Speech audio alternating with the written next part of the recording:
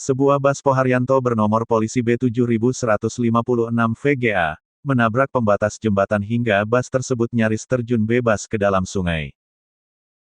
Kecelakaan tunggal ini terjadi di Jalan Raya Kajen Bojong, masuk Desa Duet, Kecamatan Bojong, Kabupaten Pekalongan, Jawa Tengah, Selasa, tanggal 25 Mei tahun 2021.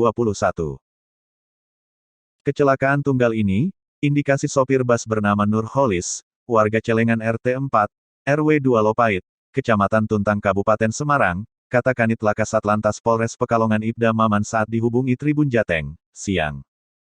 Peristiwa itu terjadi sekitar pukul 5 waktu Indonesia Barat.